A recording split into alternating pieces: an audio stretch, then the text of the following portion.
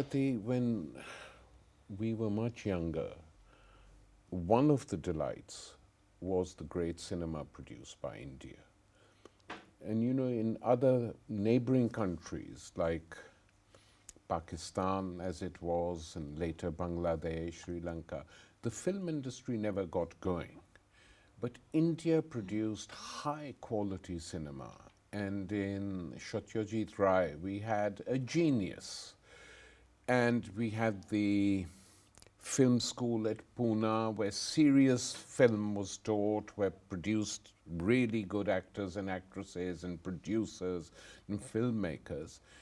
And that tradition seems to have disappeared. Of course, you know what, Satyajit Ray was a league of its own. You know, there was that, and then of course there's the mainstream Bollywood film, which, I mean, it's interesting that, you know, there are few cinema industries in the world that could kind of rival Hollywood, but it has maintained its own traditions in some ways, and its own appeal, its own music, you know. I think that's a good thing, and of course there have been terrible films, but there are interesting films being made even today in the mainstream also, some in films. The mainstream, but not in the so-called art house Well, the art house, yeah, I mean, what's happened is that the art house has become more commercial in some ways, but the art house also had its problems. I just recently watched this old, you know, the 70s, they had the whole Amitabh Bachchan. I mean, I'm not a fan, but I'm just saying that in the 70s you had this angry young Amitabh Bachchan film. So I recently watched this film called Coolie, and I was amazed, you know, that you have Amitabh Bachchan was a coolie in the railway station, Muslim, union leader, right? And he goes to confront the railway minister or something, you know, and he's always talking about the rights of workers and the dignity of workers and the humiliation, and, you know, he's fighting, of course, in a, you know, filmy way, but whatever. He goes to the railway minister's house with his, you know, his comrades, and then they have a physical fight. And incredibly, the weapon of the wicked railway minister is a trishul, you know, the trident of the symbol of the Hindu right now. And Amitabh Bachchan, the union leader, fights him with a hammer and sickle. But it's funny, but poignant. I mean, the main thing about his character was not his Muslimness, you know. It was, I mean, today the Muslim character either has to be a terrorist or a nationalist who usually dies. Stereotypes. Yeah, well, the stereotype has evolved into something so sad and dangerous, you know. Yeah. There's no place for in the imagination for that person. It's all about winners. It's all about biceps and strut and winners, you know.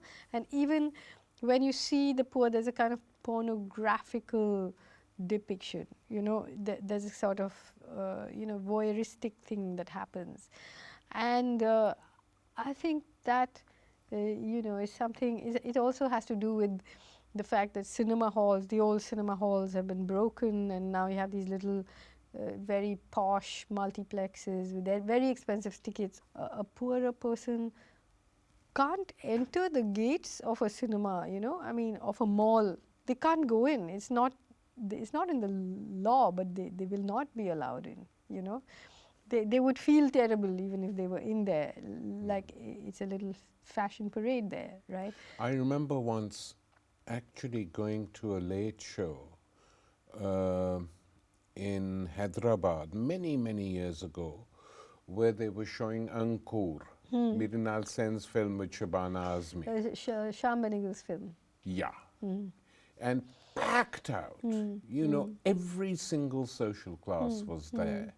And it was a fantastic, just being there and watching a cinema with a mass of people and hearing their reactions, because they commented, they said who they were sympathizing with. One of the great films was re-digitized and released, no, Garam Hawa or Partition, last week. I just missed it. Yes. But you know, I mean, of course, being from the south, I have to tell you that Hindi film is not the only film in India. I know. And you go to a place like Kerala, very interesting film being made. Very, very interesting. I mean, In Malayalam. yeah, small, low budget, but dealing with so many real issues, you know.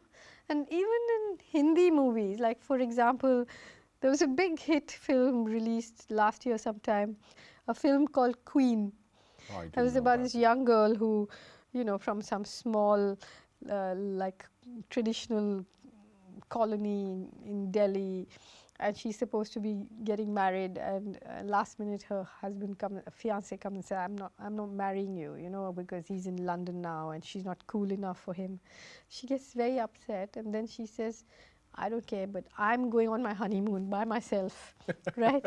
And she goes off on this honeymoon all over wherever, Europe, and comes back, and there's something very delightful about, you know, it doesn't end up with her getting married and to someone else. But the bulk of them which are coming, and I've seen some of them, and they're so memorable that I can't even remember their names, is that it's trying to mimic Hollywood films of one sort. So they become the Bollywood cinema, which, as you said, used to be reflect something real, however, you know, in a crazy, surreal fashion. And the songs were good, they were written by good poets. But now it's become very globalized. It's sort of set in Delhi, or in Mumbai, London, New York, just that's the kind of, you know, it reflects what I always say is the most successful secessionist movement in India has been the secession of the middle and upper classes into outer space, you know, and that cinema, that's the cineplex type of cinema. But on the other hand, there's other stuff going on. For example, there's a wonderful experiment called the Gorakhpur Film Festival. It's just a festival of documentary films, unfunded, unknown, but it's just expanded into this incredible thing where this festival goes from small town to small town, full of people showing these documentary films made on almost nothing, fierce political debates, Tariq, of the level that I have not found anywhere else in the world, let me tell you, in the world. Where is this? It moves from place to place. Gorakhpur is the name of a little town in UP. It's called the Gorakhpur Festival. But it goes everywhere. But it goes everywhere to small town, and people are so on the ball about cinema, about politics, about what's going on, about NGOs, about, you know, everything, and about you know, just the minutiae of what's happening on the ground. It's such a beautiful thing. I mean, if you if a young person were to ask me what shall I do, I would say just go and see some of those films and you'll get it. Arundhati, talking about Kerala, I remember seeing ages ago Adur Gopalkrishnan's films, and some of them I liked a lot. They were very sharp, actually, depicting life which you didn't see in any other movies, especially in the South. What happened to him? He's still around? He's very old. He's old, yeah. It's good there are things going on. Sometimes there's such small things, you know, they are not, they're like little sparks that just, they're not carried because they're not funded, they have no publicity and all of that.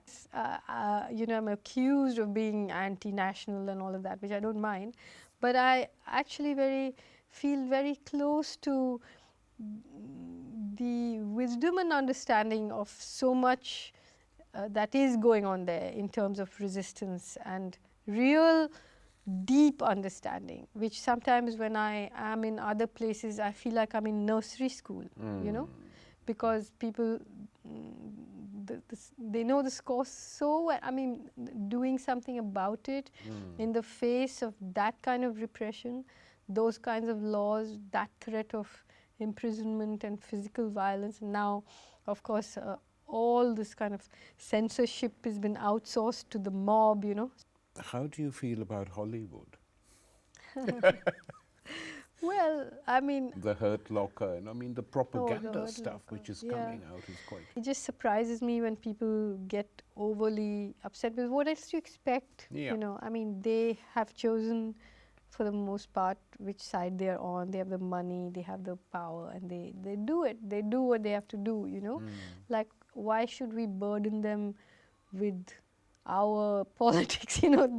But Inside. just coming back to Bollywood for a minute, the songs that one used to hear in the old Bollywood films had a real quality to them and reflected society. I mean, I was just thinking as we were talking, there was a famous one which was sung everywhere. I'm trying to remember who sang it now, but it was a sort of non-alignment song. मेरा जूता है जापानी, मेरी pant हिंदुस्तानी, sir पे लाल टोपी रूसी, पर भी दिल है हिंदुस्तानी. Which you translate, my shoes are from Japan, my trousers are English, I'm wearing a red Russian hat, but my heart is still Indian. And it was just sung very well and very popular. And there were many others like that, written by, quite often written by left-wing poets making money. Beautiful. But that seems to have gone. The music, it has become very, I don't know, loud, and the heart has gone out of it. The heart has gone out of it. Dil hai Hindustani, ab wo nahi raha. Wo nahi raha, yeah. No, I agree. Okay. Thank you for talking about Indian cinema.